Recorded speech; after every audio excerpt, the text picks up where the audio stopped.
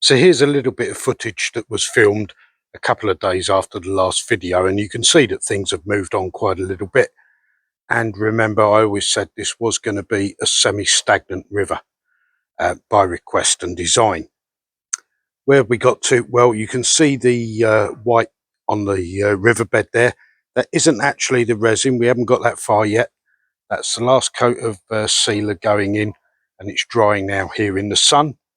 And you'll notice that that sealer, it's neat PVA, by the way, if you're wondering what I've used. I always use neat PVA. It works perfectly well, provided you get it into every nook and cranny. But you'll see that that's allowed me also to blend in some of the detail and scenery that's been put onto the embankments of the river before our resin goes in.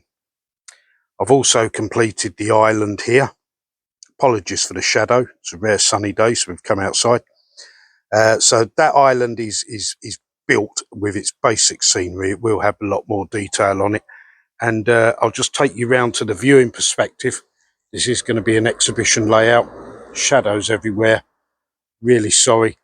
But as I said in video 1, we don't know if that sort of represents a split in the river or simply an island in the existing river. What else have we done? Well, we've added our derelict jetty. Let's get round out of the shadows. There we go. Hopefully you can see that on the screen. And in a lot of rivers here in the UK, you tend to get the odd water pipe coming out. And there is one there. So we've put that in as well.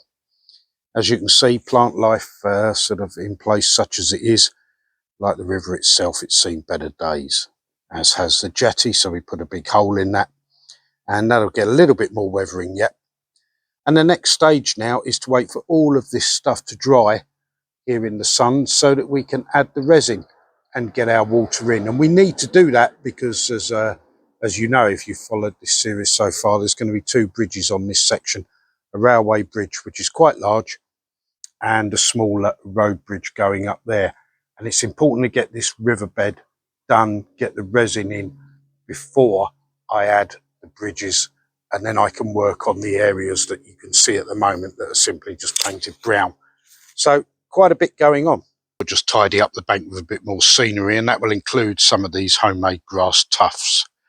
And they're made from a stock grass, static grass, and tinted a little bit with a couple of colours, one of which is the Rail Match Sleeper Grime, which I love using.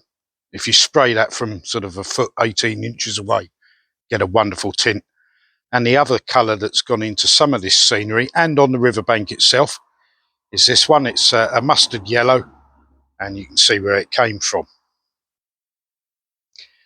As usual, I'd like to thank you for spending time with us this morning, and it really would help if you subscribe to the channel. Currently only about 25% of my viewers are subscribers.